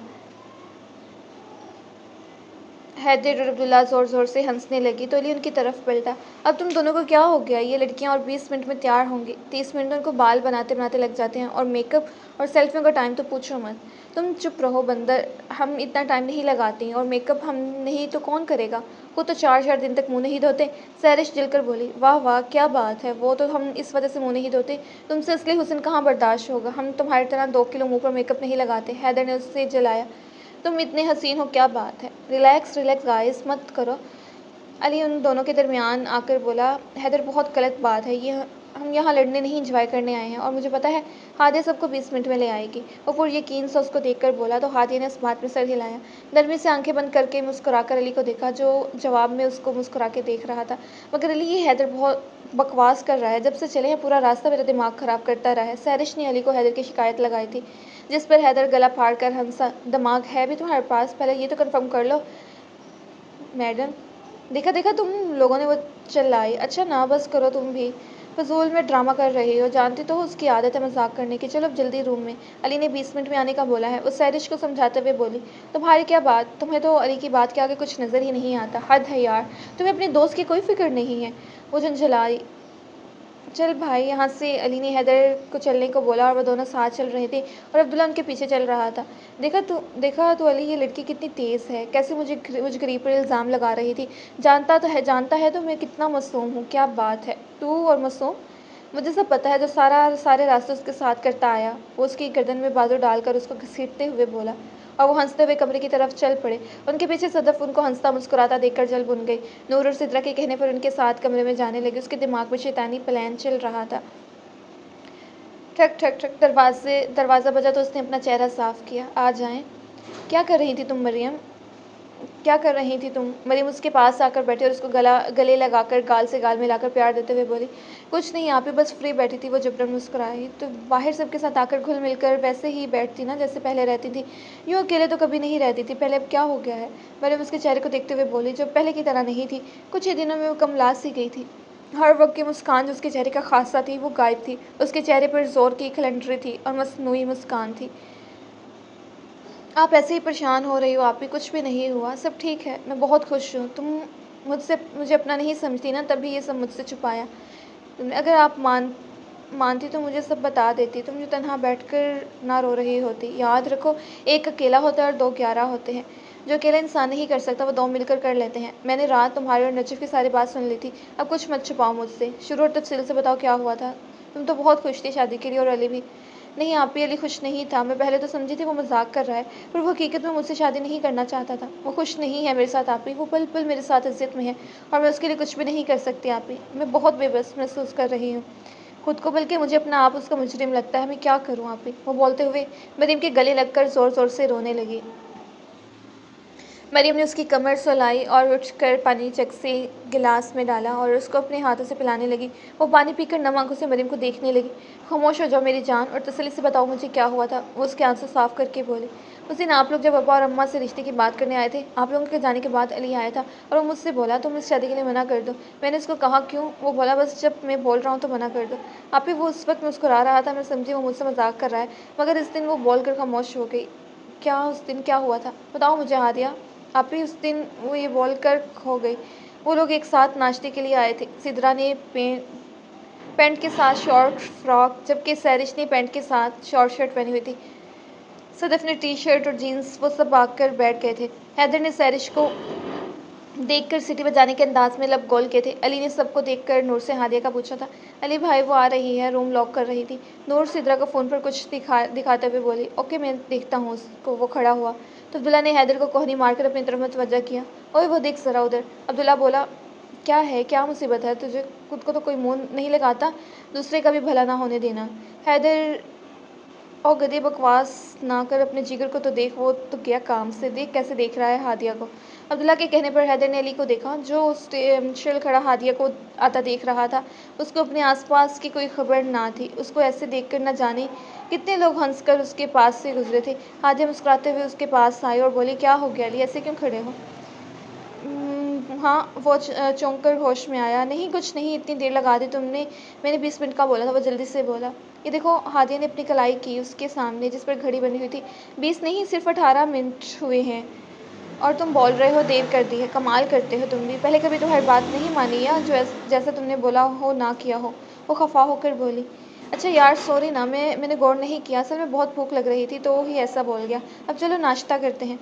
और तुम भी इन लोगों की तरह जीन्स पहन लेती ना। इसने हादे को लाइट ग्रीन फ्रॉक में एक बार फिर नज़र भर के देखते हुए बोला, जो उस फ्रॉक में बहुत प्यारी लग रही थी। क्यों, ये सही नहीं है क्या? नहीं, अच्छा है बहुत, मैं तो वैसे ही बोल रहा था। तुम जानते तो मुझे ऐसे कपड़े नहीं पसंद, मैं नहीं पहनती, बहुत अजीब लगता है मुझे। हाँ, पता है मुझे कि तुम नहीं पहनती, मैंने सोचा यहाँ मौसम थोड़ा चेंज है तो शायद तुम पहनो। मैं मौसम की वजह से नहीं, अपने कंफर्टेबल ना होने की वजह से नहीं पहनती। ओके, अब छोड़ो ये, तुम इसमें भी बहुत प्यारी लग रही हो, you look adore. Thanks. Thanks. वो दोनों मुस्कुराए। अब आजा शहजादे, बाकी की बातें हमारे सामने कर लेना। हैदर ने हाथ हिलाकर इशारा किया और आने का बोला। अब्दुल्ला, अपना जिगर लगता बड़ा प्यारा है हादिया के साथ, परफेक्ट कपल है इनका। वो दोनों हाथ पर हाथ मारकर बोले। सदफ ने घूर कर उनको देखा और मुंह में बदबूदाने लगी, जबकि सैरिश ने उसको ऐसा करता देख हूँ कहकर अली और हादिया को आता देखा और मुस्कुराई कि उनके हमेशा ऐसे साथ और खुश रहने की दुआ करने लगी। क्या बात है हीरो, बड़ी दिल लगा दी तुम दोनों की, बातें ही ख़त्म नहीं हो रही थी। अब्दुल्ला बोला। और आप हादिया जी आज बहुत ही प्यारी लग रही हो, अल्लाह आपको बुरी नज़र बुरे लोगों से बचाए, आमीन। शुक्रिया अब्दुल्ला आपका। वो आहिस्ता से बोली। हाँ भी, मैं भी यही बोलूँगा, अल्लाह आपको शैतान के शर से महफूज रखे। वो सदफ को देखकर बोला तो अब्दुल्ला कानों को हाथ लगाने लगा। सिदरा, नूर और सहरिश ने उसको बारी बारी गले लगाया तो सब बैठ गए, जबकि अली ने ज़ेरे लब माशाल्लाह बोला और कुछ पढ़कर हादिया की जानिब फूंका। फिर सब नाश्ता करने लगे। हादिया, बात सुनो मेरी। वो अपने रूम में गुनगुनाती हुई जा रही थी जब अली ने उसको आवाज़ दी। तुम इस वक्त यहाँ क्या कर रहे हो अली? वो उसका हाथ पकड़कर जल्दी से उसको अपने रूम में लाई और उसको अंदर करके दरवाज़ा बंद करके सांस लेने लगी। अब बोलो, तुम इस वक्त क्यों आए हो यहाँ? अगर किसी ने देख लिया तो पता है क्या होगा? क्यों, ऐसा क्या हो गया जो मैं यहाँ नहीं आ सकता? और वक्त को क्या हुआ है? मैं तो इससे भी देर से आया हुआ हूँ अक्सर, अब मेरे सींग निकल आए हैं जो मैं यहाँ नहीं आ सकता। वो बेड पर तिरछा लेटकर बोला और अपने मोबाइल को हाथ में घुमाने लगा। सच में तुम कुछ नहीं जानती या ऐसे एक्ट कर रहे हो मेरे सामने? वो बोली। क्या नहीं जानता मैं और एक्ट कर रहा हूँ मैं? सीधी बात करो, पहेलियाँ क्यों बुझा रही हो तुम नहीं जानते आज आनी और अंकल आए थे हमारे घर। लो, वो कौन सा पहली बार है जो तुम ऐसे बोल रही हो? वो हर 10-15 दिन के बाद आते हैं। अम्मी को अपनी बहन याद आती है और अबू को अपने जिगरी यार। अब उसने मोबाइल एक तरफ रखा और कुशन लेकर उसको गोद में रख कर बैठ गया। तुम यूँ क्यों खड़ी हो? कोई सज़ा मिली हुई है क्या? तुमको इधर बैठो, मैं तुमसे एक ज़रूरी बात करने आया था और तुमने अपना आनी और अंकल नामा खोल दिया। मेरी बात तो रह गई। वो फिर से लेट गया और उसको अब दोनों हाथों से कुशन को अब दोनों हाथों से घुमाने लगा। तुम सच में नहीं जानते वो आज क्यों आए थे? वो उसको मशकूक नज़रों से देखते हुए बोले। अबे यार, मुझे क्या पता? ये तुम्हारे अंकल और आनी हर काम मुझसे पूछ कर थोड़ी करते हैं और जहाँ भी जाते हैं मुझे बता कर थोड़े जाते हैं। अब ऐसा क्या हो गया कि तुम्हारी सुई अपने प्यारे अंकल और आनी से हट ही नहीं रही? बताओ क्यों आए थे तुम? अपनी बात कर लो पहले, फिर मैं बताता हूँ अपनी बात। नहीं, बोलो तुम, क्या बात है? मैं फिर बताती हूँ। नहीं, अब पहले तुम बताओगी क्या हो गया जो तुम यूँ हवास पाख्ता हो रही हो? अली, तुम सच में नहीं जानती या बना रहे हो मुझे? उफ़ यार, तुम्हारी कसम, मुझे तो पता भी नहीं उन लोगों का यहाँ आने का प्लान था, तो मैं उनके साथ ही आ जाता। और जैसे वो तुम्हें ले आते। बोल तो ऐसे रहे हो और मुझे क्यों ना लाते? बताओगी मैंने ऐसा क्या कर दिया जो मेरा अपनी आनी के घर पर आने पर पाबंदी लग जाती? क्योंकि वो आज तुम्हारा रिश्ता लाए थे। एक मिनट, क्या लाए थे और किसके लिए? मैं समझा नहीं। अब ऐसे क्या बात कर दी मैंने जो तुम्हारी समझ में नहीं आ रही? वो तुम्हारा मेरे लिए रिश्ता लाए थे और बाबा। वो पेट पकड़े बेतहाशा हंसने लगा, इतना कि उसकी आंखों में पानी आ गया और उसको ऐसा हंसता देखकर पहले तो वो घबराए और फिर खुद भी हंसने लगी। तुम और मैं, हाँ हाँ हाँ, मैं और तुम शादी, लगता है अब वो और अम्मी नशा करने लगे हैं। वो हंसते हुए बात मुकम्मल करके एक बार फिर ज़ोर ज़ोर से हंस रहा था। अब उसको हादिया अजीब नज़रों से देख रही थी। अब उसके लफ्ज़ सिकुड़ने लगे थे। वो लोग नाश्ते के बाद सैर करने के लिए चले गए थे। वहाँ का हसीन मौसम और उनके हंसी मजाक में दोपहर हो गई थी और वो लोग वहाँ के मकामी बाजार में घूम रहे थे जब वो लड़कियाँ चूड़ियों के स्टॉल पर बस एक निगाह देखकर वो सब आगे चली गई थी, मगर हादिया वहीं खड़ी थी। अली बालों में हाथ फेरता हुआ उसके पास आया। क्या हो गया हादिया, क्यों खड़ी हो यहाँ? कुछ लेना है क्या? वो उसको देखकर बोला, कुछ नहीं, चलो मैं तो बस वैसे ही रुक गई थी, कुछ खास नहीं। ओके, खास नहीं तो आम ही बता दो। उसने उसकी नज़रों के ताकों में देखा। ओह अच्छा, चूड़ियाँ, तुमने चूड़ियाँ लेनी हैं? और तुम्हारी वो सो कॉल्ड दोस्त सहरिश और वो पागल सिद्रा और नूर नहीं रुकी तुम्हारे लिए? वो बोला और खुद चूड़ियाँ उठाकर देखने लगा। ये देखो, ये कैसी हैं? उसने हल्के सब्ज़ कलर की चूड़ियाँ उठाकर उसकी जानिब बढ़ाईं। ये तुम्हारे सूट से मैचिंग भी हैं। ये ले लो और ये भी देखो। इसने डीप रेड कलर की चूड़ियाँ उसको दी। रहने दो, मैं तो वैसे ही देख रही थी, लेनी नहीं है। चलो, वो बोली। अरे क्यों नहीं लेनी, मैं बोल रहा हूँ तो तुम लोगे। दिखाओ, हम पहना देता है उसको उनको चूड़ी। स्टॉल वाला लड़का हंसकर बोला और हादिया का हाथ पकड़ने लगा। और तू क्यों पहनाएगा? वो लड़का हादिया का हाथ पकड़ता। इससे पहले अली ने हादिया का हाथ अपने हाथ में लिया और उसको गुस्से से देखने लगा। तेरी हिम्मत कैसे हुई उसको हाथ लगाने की? तेरा मैंने मुंह तोड़ देना है। उस लड़के के गिरेबान को एक हाथ से पकड़कर बोला। अली प्लीज़ रुक जाओ, वो चिल्लाए। भाई जी रुक जाओ, मैं तो वैसे पहना रहा था, मेरा तो रोज़ का काम है। छोड़ अली इसको। हादिया ने अली को रोका, जो उस वक्त उस लड़की की पिटाई करने के मूड में था। अब मुझे क्या पता था कोई आपकी बीवी को देखे या चूड़ी पहनाए तो आपको बर्दाश्त नहीं। वो अपना गिरेबान ठीक करते हुए बोला। बीवी नहीं है, दोस्त है मेरी। क्या बात है, अभी दोस्त है तो ये हाल है, जब बीवी बन गई तो उसको बाहर नहीं निकालोगे? वो लड़का बोला। क्या बोल रहा है, पागल है क्या? तुम ये सब बंद करो, कुछ नहीं लेना मुझे, बस चलो यहाँ से, तमाशा मत बनाओ। वो अली को उस स्टॉल से चलने के लिए बोलने लगी। ऐसे कैसे? जो तुमने नहीं लेना वो तो तुम लोगे, ऐसे तो नहीं जाना मुझे। ये बोलकर वो खुद उसको चूड़ियाँ पहनाने लगा। वो बड़े ध्यान से हादे को चूड़ियाँ पहना रहा था और हादे ने नीची नज़रों से बहुत प्यार से उसको देखा तो शर्मीली सी मुस्कुराहट उसके लबों पर फैल गई। दोनों हाथों में चूड़ियाँ पहनाकर वो उसका हाथ पकड़कर उस स्टॉल के लड़के को पैसे देने के बाद उसके मुंह को हल्का सा थपथपाया और हादिया का हाथ पकड़कर चल पड़ा। जबकि वो लड़का अली को बहुत दूर तक जाता देखकर बोला, अभी उसका शादी नहीं हुआ, जब हो गया इस लड़की को ट्रंक में बंद कर देगा, मजनू कहीं का। फिर क्या हुआ था? मरियम ने हादिया का मुंह अपनी तरफ मोड़ा। और तुमने ये बात किसी को क्यों नहीं बताई? क्या बताती आप ही? मुझे लगा वो मुझे ऐसे ही तंग कर रहा है। आप जानती तो हो उसकी आदत। आज तक उसने मुझे कोई दोस्त नहीं बनाने दिया, मुझे अपने दायरे में रखा, मेरी हर बात पर यकीन किया, हर वक्त मेरा साथ दिया। कभी तो उसने ये जाहिर होने दिया हो कि उसकी ज़िंदगी में कोई और है तो मैं ये शादी कभी ना करती। कैसे वो हर एक से मेरे लिए लड़ता था, मुझे कोई देखे या मुझसे कोई बात करे वो कैसे एक्ट करता था। सब तो आपके सामने है। और जब हम लोग नारान गए थे उसके हर अमल से मुझे यही लगा कि वो मुझे पसंद करता है। वो भराई आवाज़ में बोली। बाखुदा अगर मैं जानती होती वो किसी और को पसंद करता है, मैं ये शादी कभी भी ना करती। मुझे उसकी खुशी अपनी जान से भी ज़्यादा अजीज़ है आप ही। वो ये क्यों नहीं समझता? वो बोल कर रोने लगी। चुप करो हाथी, ऐसे मत रो, खुद को हल्कान मत करो। अगर तुम मुझे पहले बता देती तो मैं उसके कान खींचती, वो याद करता। और अभी कोई देर नहीं हुई, वो शोहर है तुम्हारा और शोहर लिबास होता है, उससे कैसी शर्म। तुम अच्छे से तैयार रहा करो, उसके साथ वक्त गुजारो, जहाँ वो जाता है कोशिश करो उसके साथ जाओ, उसके आने जाने पर गौर करो, कब आता है, कहाँ जाता है, सब पूछा करो। ऐसे कमरे में बंद ना हुआ करो, तो बाहर सबके साथ घुलो मिलो। ये वही शाह हाउस है, तुम्हारा अपना घर, तुम्हारे अपने लोग।